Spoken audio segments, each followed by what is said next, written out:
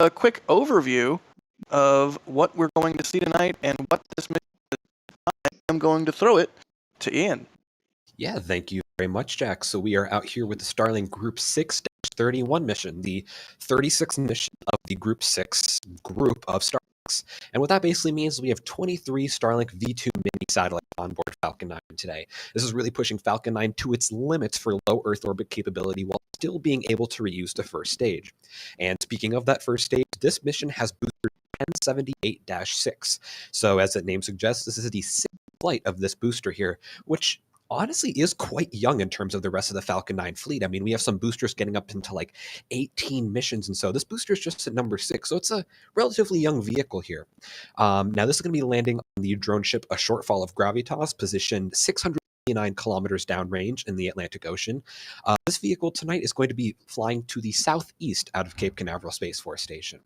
It's going to inject these 23 Starlink satellites into a 285 by 293 kilometer orbit inclined by 43 degrees. Now, this is SpaceX's 91st launch of the year, so they are on track to hit roughly 100 launches this year. It's really but either way, this is a record year for SpaceX and a phenomenal milestone in and of itself. This is the second launch of the month so far. We already had a launch out of Vandenberg the other day. And this is the 250th Falcon orbital launch since Amos 6, and overall the 278th Falcon 9 orbital flight. So a lot of big numbers there, but basically this is one of many Falcon 9 missions we've seen so far this year, and hopefully even more next year. Good deal. Well, more internet satellites getting ready to head to space in under 35 minutes. Max, give us a sit rep. What's the situation on the ground like tonight? It is unlike a typical day in Florida in December because it is it's pretty warm, but it is also incredibly muggy out tonight. I don't know if you can notice on the camera, but there's a slight haze on the horizon because it is very, very humid tonight, and the mosquitoes are, of course, out in force. But otherwise, there are just mild scattered clouds, and I can see plenty of stars tonight, which is wonderful. But with the exception of the humidity, which is more of a personal problem, to be honest, everything is looking great for launch tonight. Excellent. Maybe the humidity will give you some extra crispy launch audio. So we'll stay Affirmative. tuned. We'll stay tuned for that. Ooh, right off the bat, we have it's not really a question, it's more of a comment from Dr. Holly saying, Hi Max, Ian, and Jack, but, I don't have a button I can, there it is. Haha. Hi, Dr. Holly. Hi, Dr. Holly. Hi, Dr. Holly. Good deal. Also, we have a question here from Eric Hall asking, is Falcon's boost back burn different than Starship's procedure-wise? I mean, the booster separates from the second stage, does a little flippy flip, and continues burning in the opposite direction. I guess on the Falcon 9, the burn stops and then starts again after the flip. Or Max. Okay. No, Max. No, Max is like ready and raring to go tonight. Go ahead, Max. Go, Max. No, it's all good. So yeah, the burns are different, mostly by the fact of course, Falcon 9 has 9 engines, and of course, Starship's booster has 33 Raptors. And during the main engine cutoff process, Falcon 9 shuts off all 9 Merlins, and of course, because of the now hot staging technique that SpaceX is implementing with Starship moving forward, they keep Raptors running on the booster, so there is constant thrust coming from the first stage of Starship, whereas I believe, Ian, correct me if I'm wrong on this, I believe it is a 3-engine boost back burn, or is it all 9? Depending on what it's doing. I was talking when muted. Are you talking about Starship, right? This is Falcon 9 I'm talking about. Oh, so Falcon 9 only does 3-engine boost back burns, and only for RTLS, return to launch site missions, or if they want to do kind of a short downrange drone ship, they could do a partial boost back to kind of slow it down a bit and drop it into the ocean. Excellent. All right, well, as you can see on the screen there, if you look at the, maybe a quarter up the way on the sooty Falcon 9 booster, you can see some frost forming. Good job, Max. That was good teamwork. So that means that SpaceX is beginning to flow propellants into the vehicle, which is exactly what we want to see at this point in the count. So we are on track for the first T0 of the night. SpaceX has been doing a thing with Starlinks for a little while now, where they have multiple T0s. They're all sort of instantaneous, but they, as we get close to launch, will coalesce and target a single one of the T0s. So it looks like everything is on track for the first T0 that is available to them tonight. Really quickly, we have some support coming in. Thank you, as always, to everyone who supports what we do. Mythical Wolves being one of the people that always comes out repeatedly every stream. I don't know how you do it, Mythical Wolves, but thank you. They are asking, when Starship is operationally, I assume they mean operational, will we see both Falcon 9 and Starlink, or will we see both Falcon 9 and Starship launching Starlink simultaneously? Ooh, that's a question I don't think we've gotten before. When Starship is active, will we see both Falcon 9 and Starship launching Starlink? You know, I think the answer to that really is it depends. Like, what kind of cadence are they going to be able to get out of Starship initially? Like, Ian, go ahead. Yeah, so we know for sure that they want to start launching Starlink as soon as possible on Starship, like potentially within the next few missions. We don't have any exact numbers on that, of course, but that seems to be what they're gearing up for. So because of that, I mean, obviously there's going to be overlap between Falcon 9 and Starship. Of course, Starship will be taking the larger full-size V2 satellites, or whatever they have cooked up since they made up this numbering scheme. They could have updated the satellites some more. But yeah, Falcon 9 is going to keep flying Starlinks for really as long as they can until Starship is just much cheaper or getting up so much more bandwidth for the same amount of effort as Falcon 9 or even less. So they're going to keep flying side by side until it's not really worth it anymore for Falcon 9 to. So I would not be shocked if Falcon 9 is launching Starlinks until like at least like 2025. 2026. That would not surprise me. We know Falcons are going to be launching at least into the next decade. They're line for customers like NASA who need Crew Dragon or other customers who want to use the reliability of Falcon 9 and not quite yet ready for Starship. But these vehicles are going to be flying side by side a lot over the next few years. Yeah, I would kind of agree to that. I think it'll take a little while for Starship's cadence to ramp to the point that they need it to get to, and it wouldn't surprise me if both vehicles are launching Starlinks at the same time. Falcon 9 can only launch the Starlink V2 mini version of the satellites, which is what we're seeing launch tonight, 23 of them, whereas Starship can launch the full-sized Starlink V2 satellites, or like Ian just said, whatever variant of Starlink satellite is the current one when Starship does eventually start launching satellites. So there's a little bit of a difference in capability between the two satellites. However, I think in terms of getting a fully kitted out and fully satellited out, whatever you want to call it, constellation, it would make sense to sort of launch with both. Max, what do you think? I mean, both of you pretty much took the words right out of my mouth. Of course, there will be a period where technically they're both flying Starlinks because of course, I think the next few, at some point, they want to start flying Starlink V2s as more of a test payload for mass simulation. Well, not so much simulation, but also to see if the PEZ dispenser deployment system works. Right. So, but by technicality, if Starlink is still flying the V2 minis, yes, of course, they will be flying both versions of Starlink at one time. I mean, oh man, remind me, how many are supposed to be launched in the like ultimate final finished configuration? Is it like 30,000? My brain could be wrong. Yeah, just under 30,000, 29,989.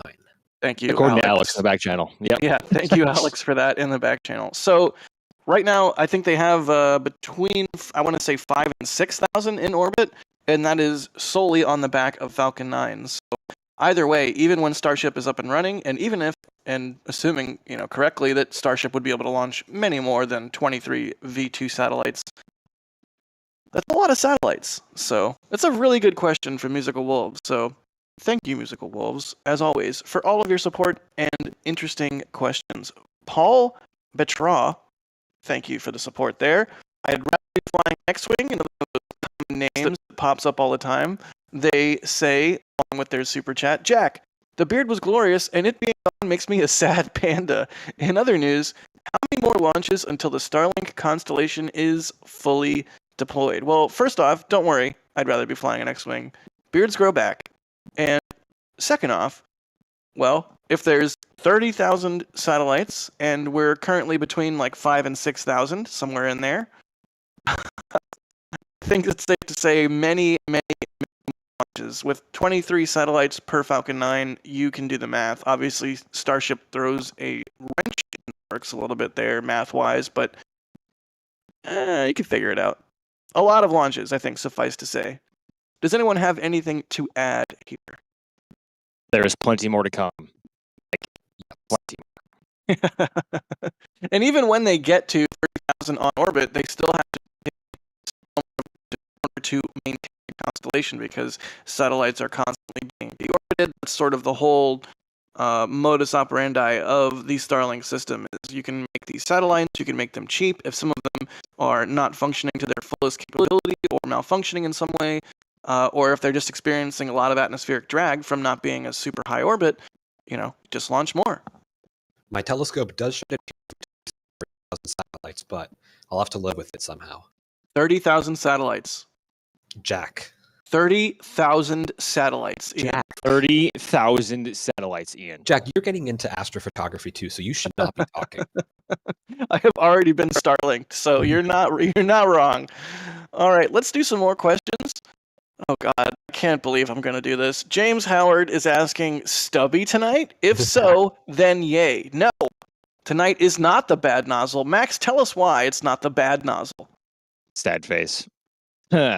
Well, because of the weight of all 20, is it 22 or 23 V2 minis on board tonight? I thought it was 23. Yeah, I thought 23. It was 23.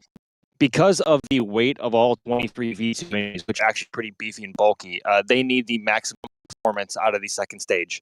And because of that, they need to go with the full-size nozzle because as much as we don't like to talk about it, the stubby nozzle does sacrifice some performance in ISP or specific impulse.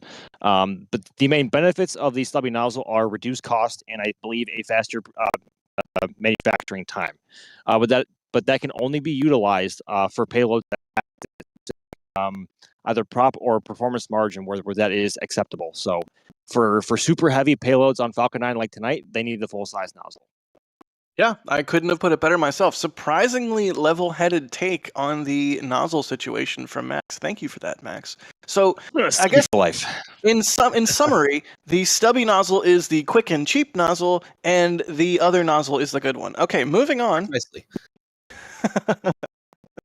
Moving on, another super chat from Musical Wolves. Thank you, buddy. They say, is there enough weight to add bacon to the payload? Well, based on what Max just said, I'm going to guess no.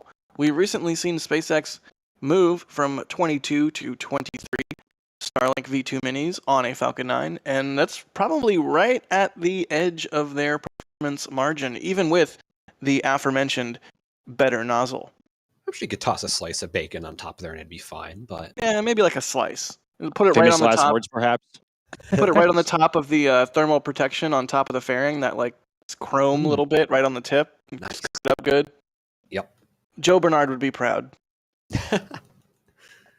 Let's see here.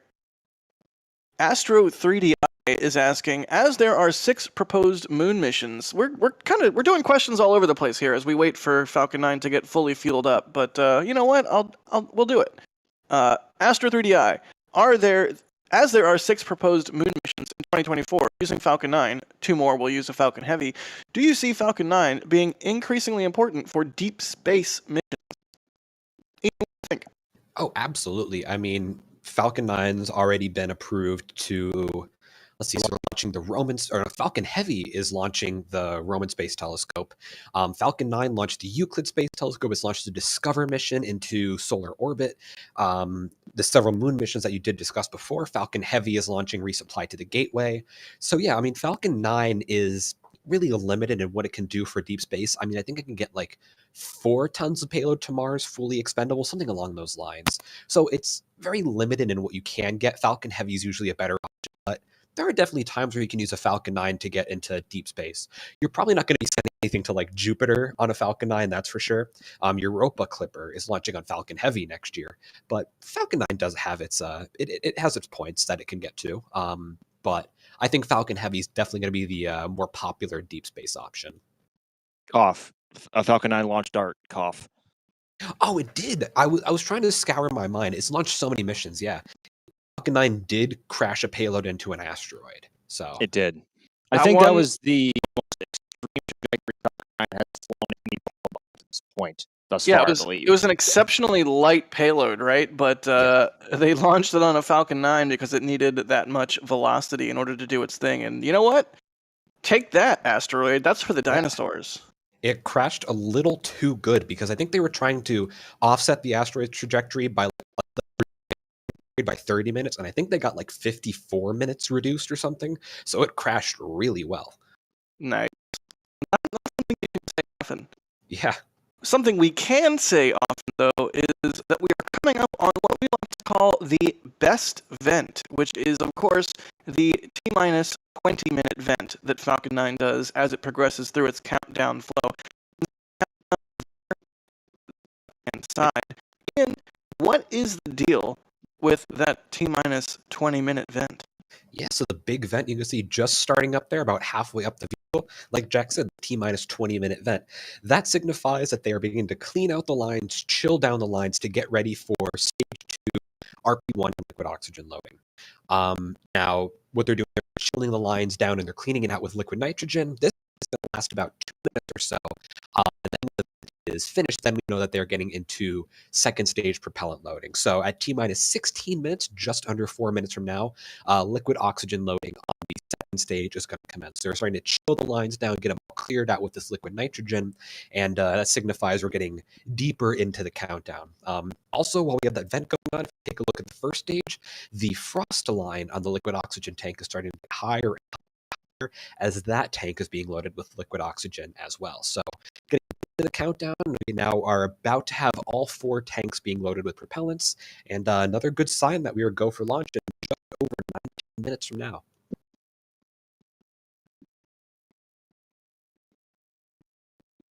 Talking about me, Jack. Cough. Hey, thanks, Max. Thank you. Right, so that is precisely what we want to see at this point in the countdown, and exactly as planned. Nothing wrong with Falcon 9. This is the way it lets us know, hey, everything is going great. I'm just getting ready to launch. Max, since you are always out there for these late night Starlinks, and since I do believe they hit different, as you have said many times, how does this vent make you feel when you see it? Because you've seen it many times, but a good sign, right? Like, do you feel good when you see the T-minus 20-minute vent? I was going to say it makes me feel all warm and bubbly, but that would be inappropriate for what it actually is. So I would say it brings on emotions and feelings of chill. So you're chilling, is what you would say. We're chilling. All We're right. just chilling out here. We're just chilling. We're Good just deal. being chilling out here in Cape Canaveral. Just guys being dudes. Heck yeah. Super chat, very generous of you there. Tree Roller, new member coming in as a pad rat. Thank you for that so much. And Rock Tiki coming in as a red team member.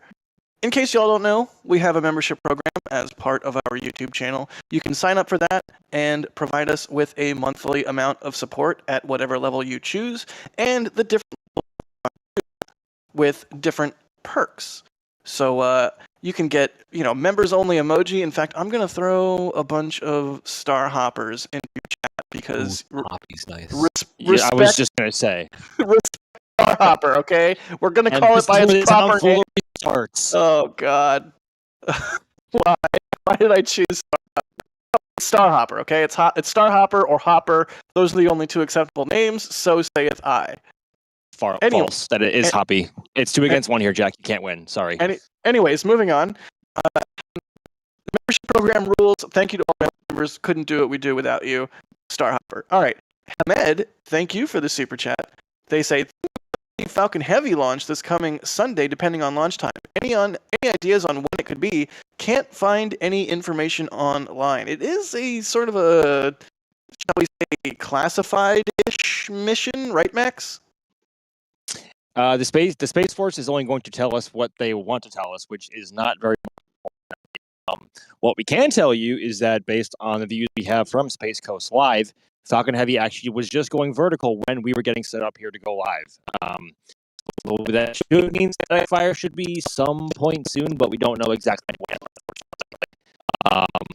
But from what we can see, Mark 1 eyeballs, she's getting ready. All right, Das. Excellent. Yeah, you can see there, Falcon hand side of the screen. That is Launch Complex 39A, which is just across the way. So Falcon Heavy is vertical there on the pad, and hopefully we see a static fire of it here soon. Sorry we don't have more detailed information. SF, follow the socials, do things, and you'll know as soon as we do. That's at least for sure. Lalo, thank you for the super chat. We really appreciate that. They say, wow, I wish to see launches in person, but can't due to funds. But watching NSF streams get me through one day. Indeed, you'll get there. Don't fret. Definitely worth it. If you have the opportunity, we hope that you're able to Cape Canaveral or Vandenberg or Wallops getting out here, and to see a launch. And thankfully, you are spoiled for choice nowadays because there are so many to choose from. Yes, this is like the second golden era of spaceflight. So we are in a very lucky time right now. Right. Yeah, you both took the words right out of my mouth. It used to be where, you had a very small window with which to see a launch, and there was like one launch that you could possibly see. That was the only rocket launching in any given time frame. But now it's like, hey, you go to Florida, you spend some time in and around the Space Coast, and there's multiple launches a week. So, and it's going to be that way for quite a while. The rate of Starlink launches that we were talking about earlier and the necessary number of satellites they're going to have to launch. So do not fret, Lalo. And thanks for watching our streams. In a lot of ways, I do feel like these streams are I don't want to say superior, but like equally good as being there in person. Obviously, being there in person rules. But if you can't be, the ability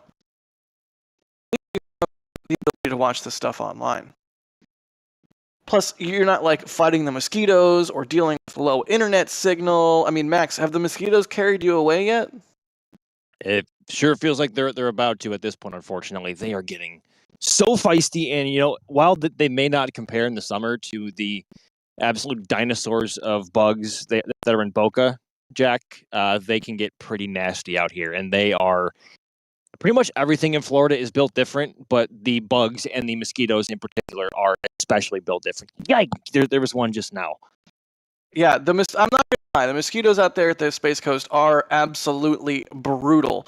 But I will say today I put bug spray on before walking out to one of the and I put bug spray on again in the middle of the walk, and then I put bug spray on again once I got there because the mosquitoes were that ferocious. But anyways, we all deal with what we have to deal with in order to photograph rockets. Speaking of photographing rockets, we have the metal print store. In fact, we have all kinds of cool merch, but the metal prints are especially cool because a portion of the sale of each print goes to the photographer that photographed that particular image. So we have all kinds of images. We have Atlas, we have Delta, we have Starship, of course, a whole bunch of photos from Starship's second integrated flight test. We have the cool rocket garden image, which again is coming up on a launch here soon. All kinds of awesome images in the launch image store, no, in the metal print store. I can't even talk anymore. Falcon Heavy looking good. Hopefully we get some good imagery coming up here from this next launch of it. But either way,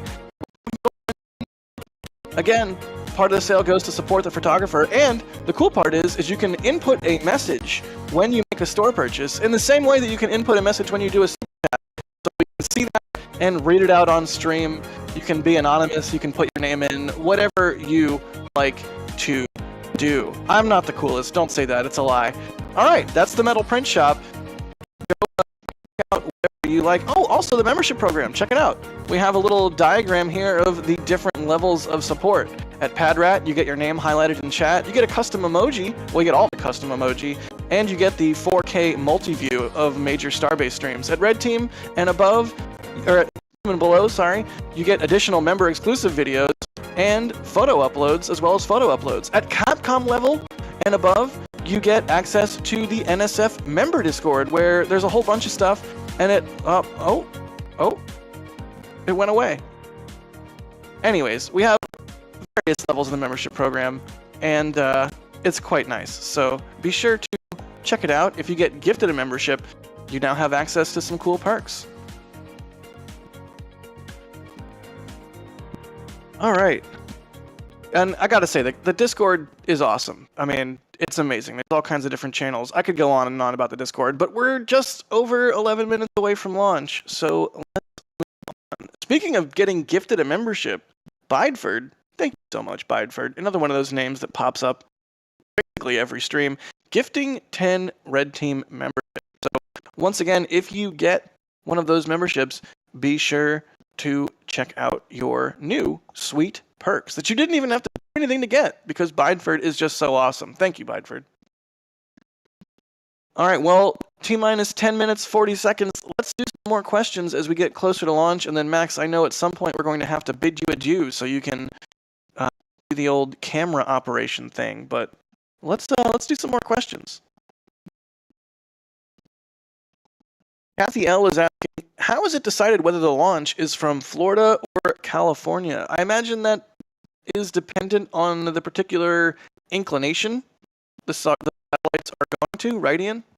Yeah, so it depends on what orbit you can get into. For Florida, for Cape Canaveral, you can get into the ISS's orbit. You can go to Hubble's orbit, a Starlink orbit, obviously. You can even, I'm very, very sorry, even get into a polar orbit now from Cape Canaveral. Go away. But from Vandenberg on the west coast, from the west coast, you're more limited because you have Mexico in the way, you have the rest of California and the continental U.S. in the way. So you can only launch anywhere between southeast, you can launch south, you can launch west, northwest, but that's really all that you're limited to. So if you want to launch into polar orbit, if you want to launch to the ISS, east coast is for you. It also comes down to, because Starlink has different groups now and different orbital planes, it comes down to whenever a pad is available. So if a pad's available in California, let's ship some satellites out there, launch it into a different plane. If a pad in Florida is available, ship some satellites there, let's launch those into a different plane. So it depends on what mission you want and what kind of orbit you're going into. So specifically, this mission we're looking at right now, Starlink 6-31, this is launching into a 43-degree inclined orbit. So not super inclined. You can see here it's launching to the southwest, skirting just above the Bahamas. Now, Southeast. Southeast, my bad. Get directions wrong. On the upper left, you can see that's where Cape Canaveral is, where the vehicle's starting up. And in the bottom right, that large orange is where the first stage is landing and where the fairings will be landed on today's mission. So going to be skirting just north of the Bahamas, goes southeast from Cape Canaveral.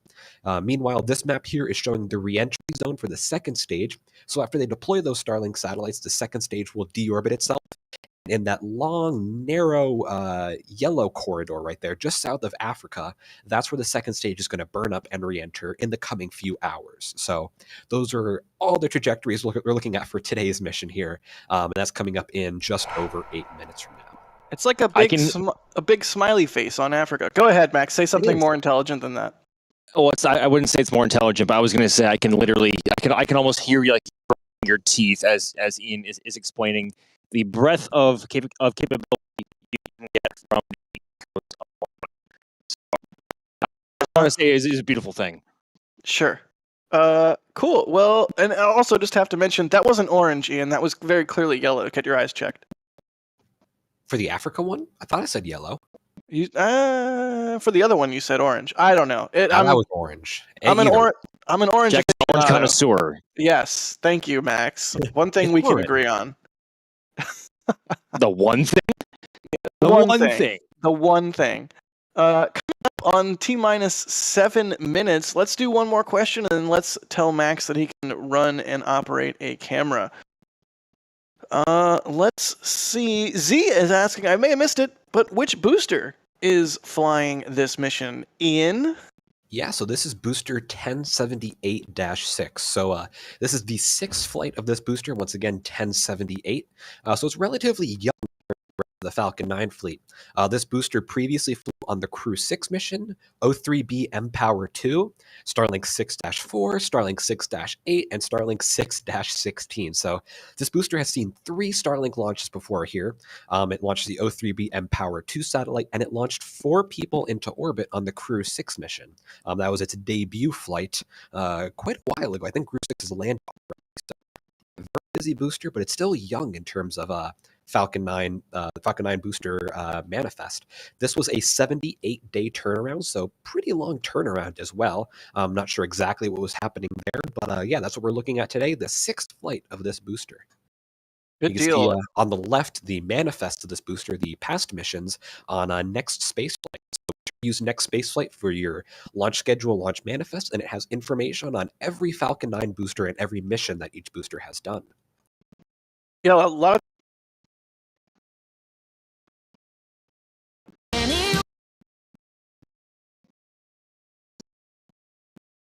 of times people will ask me, like, what's a good resource to know when a launch is coming up? And I'm like, well, are you not following NASA Spaceflight on Twitter? And you know what? If you're not, you can always go to Next Spaceflight because and is actually part of NASA Spaceflight. All right, Max, should we let you go operate a camera? How are you feeling? Are you feeling good? I am feeling sticky. Otherwise, feeling great. There is now a beautiful waning gibbous moon coming out from over the Atlantic Ocean right now, and the skies look to be pretty clear. So I'm feeling pretty good, but it may be time to head off and operate some of these cameras left off for y'all. So I will see you both on the other side. See you, Excellent. Max. Good luck. Have a good track. I know you will. You're professional, even if we disagree on Hopper versus Hoppy. Speaking of which, No, Hopper you. won. So canonically, it's Hopper. Blasphemy. Yeah, no, this is rigged. It's a kangaroo court. You always say that. Honestly, it is because it's not- true. This is not- a kangaroo court. All right, go operate the camera, Max. I will be normal. We can all be normal. We're normal. ARP Taco, thank you for the support. They say, just watching the new Godzilla, and they sank my favorite ship. Now I'm here because your streams always cheer me up. Take my money. Thank you so much. I haven't heard anything good about the new Godzilla, but I digress. Lalo with another super chat. Thank you so much, Lalo. They say, straight up, you guys are so awesome. Thanks for these kind words. Always cool to hear my name by you guys. Well, once again, Lalo, thank you for the support. Just over now, 4 minutes to go, and we're going to see another vent here at T-minus 2 minutes, so we'll keep our eyes out for that. And just now, it may be a little bit hard to see, but the strong-backed is beginning to retract. Ian, what's the deal with the strong-backed retracting? Yeah, so there are 2 retractions we're going to see during this countdown. The first one will retract this by only about 1.5 degrees. And just real quick, if anyone is not strong back is, it is basically a large truss similar in size to Falcon 9 that they use to raise Falcon 9 vertical on the launch pad. Now, Falcon 9 is integrated horizontally, meaning that the rocket is laid over on its side to put it together. Very, very easy to work with compared to vertically integrating. But anyway, so the strong back is vertical right next to the Falcon 9. You can't see it right now. The large truss is actually the crew access tower. That was very recently constructed on Pad 40, and it's still but behind the crew access tower, there is the strong back. Actually, we can kind of see the base of it here now, right parallel of Falcon 9.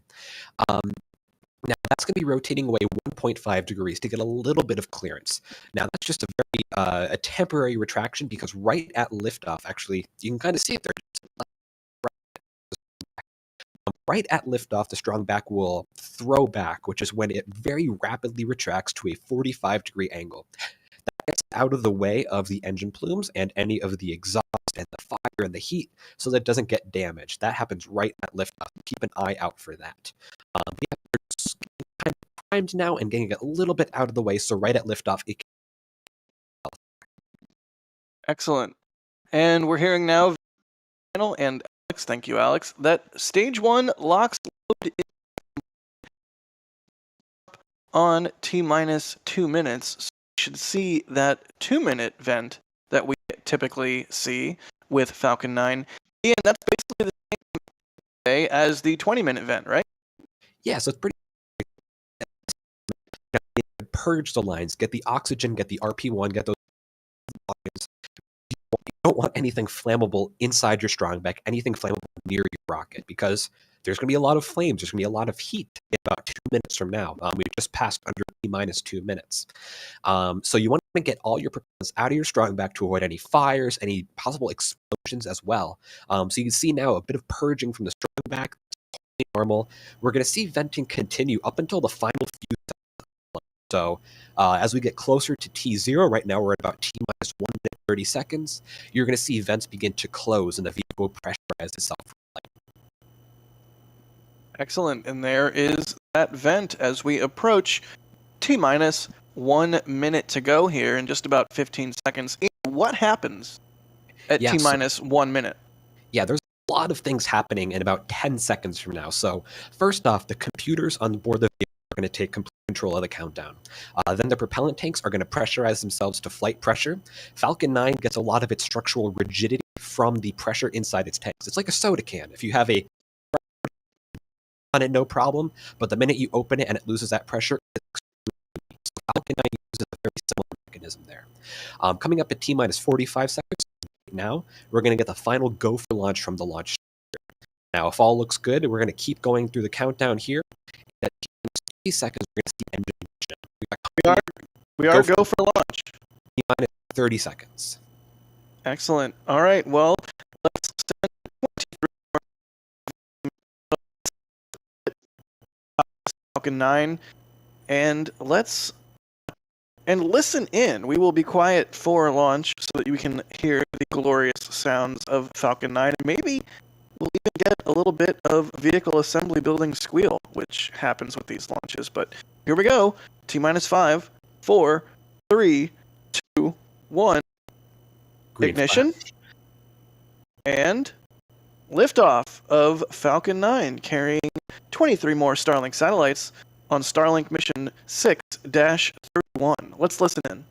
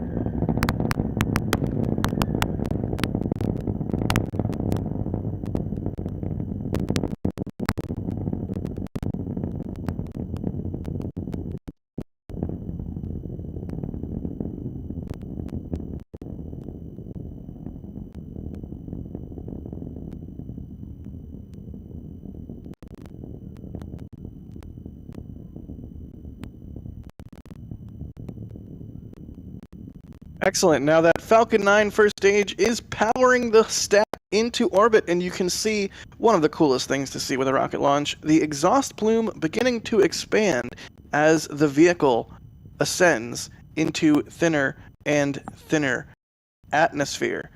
Great track here from Max, and looks like Falcon 9 is transonic and now supersonic. Yeah, now we're coming up in about 30 seconds.